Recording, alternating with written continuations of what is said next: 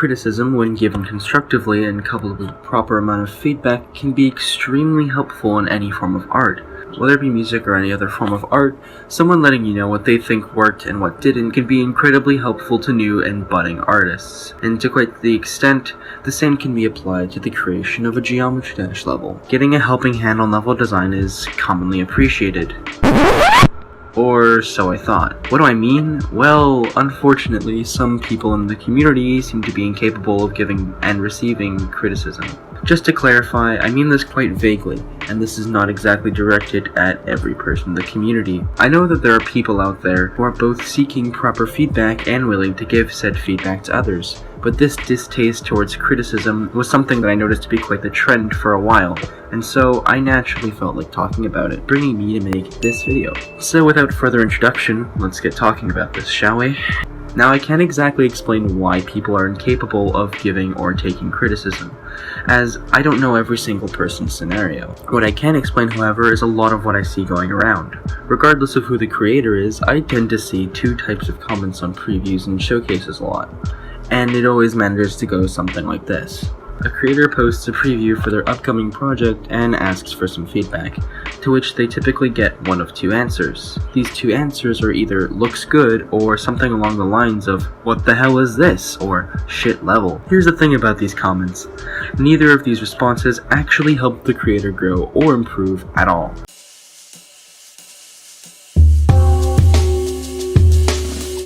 In the first case, they may see nothing to change or improve on, and thus the creator might make the same mistakes they're making in their other project. And in the second case, they don't usually learn anything, as the criticism given to them is usually not constructive at all, and only serves to demotivate the creator. Now some of you might be like, but Bubble, why are you telling me that I can't say what I think about the level?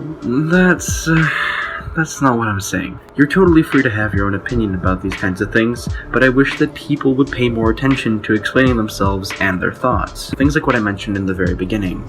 You know, why you like or dislike the level, what worked, what didn't work, yeah, things like that. The thing that bothers me so much is that I very well know that everyone, especially those with creating experience, are more than capable of giving better criticism than this, but decide to stick to one-word responses when asked what they think. I don't know, it could just be me, but I feel like it does nothing but waste potential and demotivate new creators to push their limits, or just create levels in general. So that was most of what I had to say about those who give criticism, but the exchange does go both ways.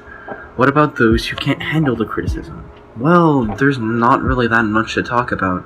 The only thing that comes to mind is that when anyone gives them any sort of criticism, it seems to trigger some sort of emotional response. Maybe it brings up some insecurities, or maybe they didn't get the validation that they wanted when they asked for your thoughts in the first place. I don't know. This doesn't mean that I sympathize with them more than I do with the critics, though. And while I think these critics should be more mindful about how they present their opinions, the creator should at least be able to try to understand where they're coming from. Of course, you don't have to actually take any kind of criticism given to you, but the least you could do for these people is to try and hear them out and not get uselessly angry about the fact that they give you their thoughts and criticism like you asked and insulting them for it. Like, I kinda just don't understand how you could do that. To be fair though, this is definitely one of the things that I've been seeing less and less as of late, which is obviously a good thing. But that doesn't mean that it still doesn't happen. Something I'd like to mention to these people is that it's fine to disagree with what these critics have to say, and you don't have to take any of what they tell you into account.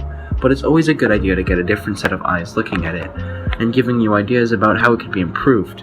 In their eyes, at least. Some of the things that I learned when I first started creating were actually taught and explained to me by someone else. Shout out goes to that one guy who taught me about shading 4 years ago.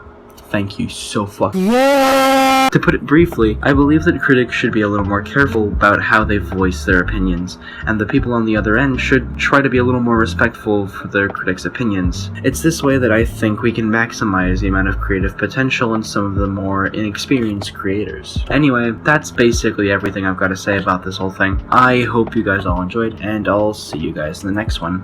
Bye!